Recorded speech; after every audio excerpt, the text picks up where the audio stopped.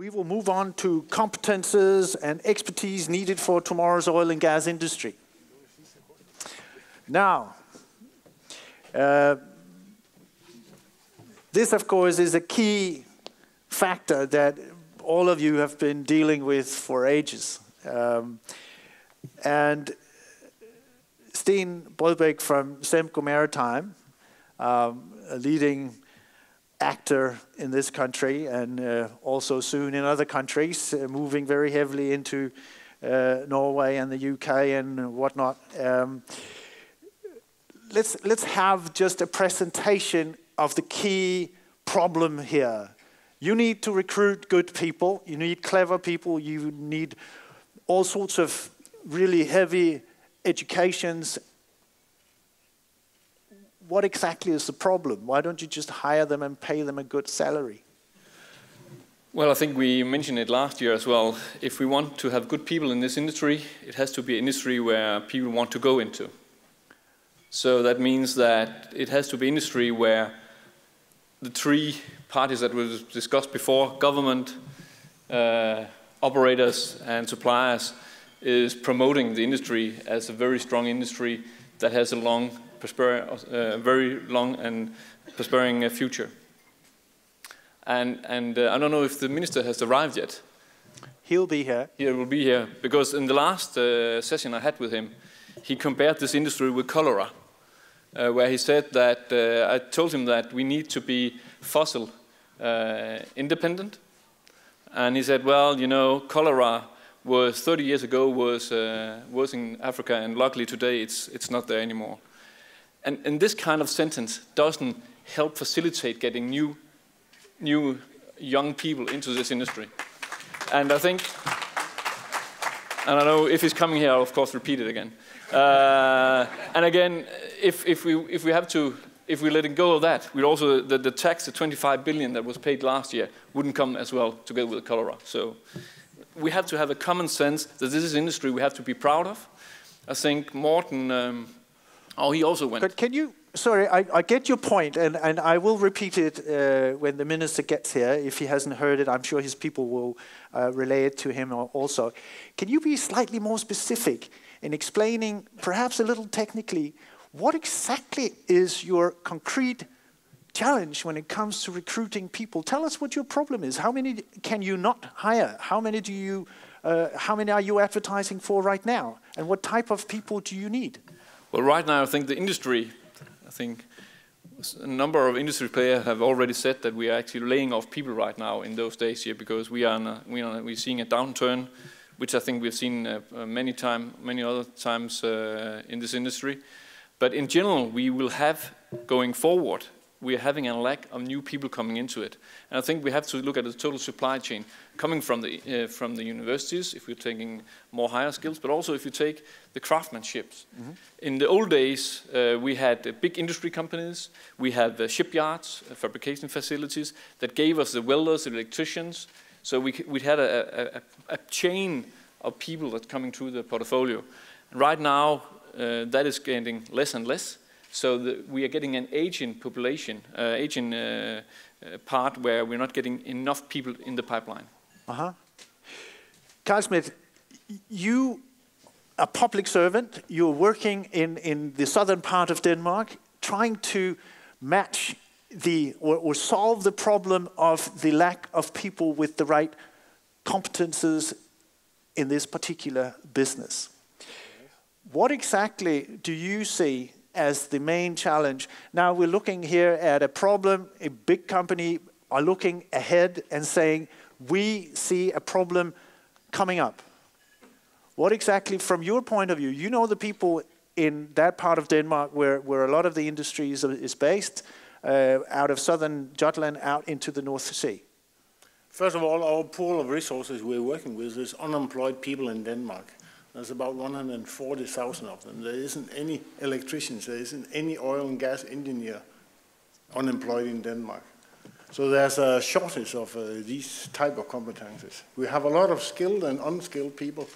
So we have to increase our efforts to have dialogue with the businesses and the branches to find smoother ways to get people trained and get vocational training that actually could be used in the industries. But that is difficult due to the conditions the industry is working in. But we are trying to have a dialogue better with them. On the other hand, we have just reached a new agreement with the Minister of Employment with international recruitment outside of UC that can enhance the efforts of getting high-skilled workers. Now we're all being very polite today, and that's nice. Yes. But tell these people, what does industry need to do to solve the problem that you are addressing every single day? If anyone in this could think about trying to ease in my life, it would be nice if there is some more collaboration in the businesses, trying to increase the pie instead of stealing the people from each other. It makes it very difficult for us to supply with new resources. We're working with a lot of Esbjerg municipality, with DOA and et cetera, and we heard it all over that there's a competition. Trying to pay it off and steal from each other. That makes it very difficult to increase the pie. We have a lot of actors here. I'll get to all of you, but I want your answer to that. Do you steal people from your competitors in an unfair way? No. Oh, surprise. But my customer is stealing from me in an unfair way. How do we get beyond this? How do we get beyond this? I'm sure you think that Mr. Smith has a point. Yes, and of course I think he has a point. And I think we have to, we see that in Norway. We see that in UK as well. If you have an industry where you need 100 and there's only 80 available in the market, the one who has the biggest pockets gets the meat on the market. Right. And that's what's happening here as well. Ms. Murphy, I don't know, but I'm assuming, since the oil industry is a global one, that you have exactly the same problem. What's the solution? Yes, we have the same issue in the UK. I don't think I can tell you what the solution is, but in the UK over the last 10 years we've been doing a lot of work on the pipeline, so to get people in. And we've been reasonably successful. We now don't have so much of an issue with getting people at sort of entry level to want to join the sector. The problem in the UK is more about having people with enough experience. So, but you say there's plenty of people who want to enter the industry. Now, how did you achieve that? I think there's been a lot of work going on with schools and universities. Oil and Gas UK, the trade body, has been quite active, working with the Department for Business to encourage people to study STEM subjects.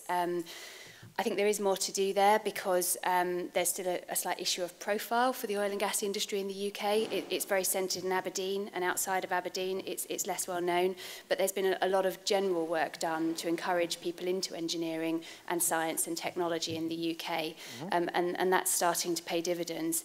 A lot of the bigger firms also have very established graduate training schemes. They're always oversubscribed. So in terms of sort of getting people sort of into the system, yes, there's more to do, but it's less of the issue than having enough properly experienced project managers, drilling engineers at kind of the sort of the middle level of their career to actually be able to run projects, and that inevitably pushes costs up. Mr. McConnell, now, of course, we're talking of different layers of people, different layers of educational levels.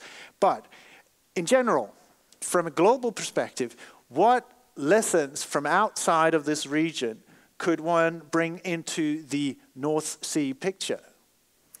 Well, actually, to answer that, I just want to reiterate your point about profile, because I think that is really, really a critical part of the story here. I grew up in London, I've lived in Scotland for about 8 years, but it really is only when you get to Aberdeen that you're even aware that the oil industry is such a big part of the economy.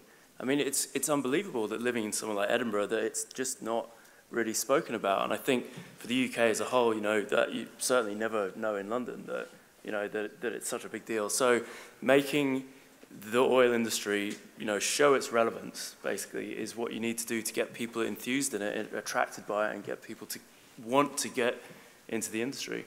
And I think more broadly, it's an issue about engineering jobs in general, not just in the oil and gas industry as well. But Mr. Dietmar, what's the government's role in this? How will you apply your power? I think there's several things we can do.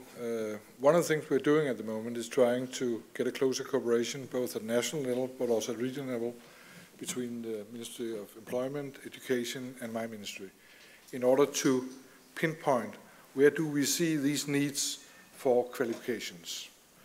And I think we're doing, well, also I think we have to realize there's a short-term and then a longer-term perspective. We know that in the longer term it's very important that more young people want to study these technical disciplines. And I think you really have a task in the industry that you try to make it more visible that jobs in this sector could be interesting. Because only if you're really in Esbjerg, you know it's interesting. So you have to, also in Aarhus, other parts of the country, try to give examples that this could be very good jobs, to try to make the young people more interested in this. But, you know, trying to educate more into this, of course, takes time. And also have to realize that we need to attract international experts, and the governments recently have done things to improve the tax credits for such type of people. And we also, you know, at university now trying to make more sure that those we educate, they take the disciplines where there are jobs to get. And as you can listen to the debate, but will that really help the oil industry? I mean, if Mr. Brødbæk is right. Yeah, but this problem is not just, I would say, an oil industry problem. It's really a problem we're facing in several production areas in this country today. But one of them is in Esbjerg, and I've seen examples where you could see how difficult it was to move engineers, for instance, from Aarhus to work in Esbjerg. And I think there you have to really make a job. I remember when we moved one of our agencies from Copenhagen to Esbjerg, I remember the mayor came out and he said, you should be very happy to move to Esbjerg. Here you can sell your house and you can both get a house and you can also get a summer house at the same time. So he was really trying to tell people it could be a good thing. And I think you have a job there to do. Mr. Brødbæk, do you find that a sufficient answer to the challenge?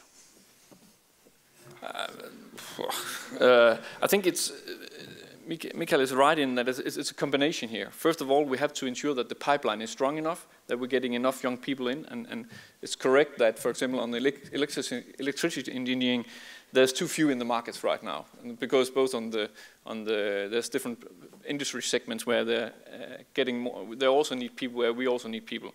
At the same time, we have also of course have to ensure that we are promoting the business.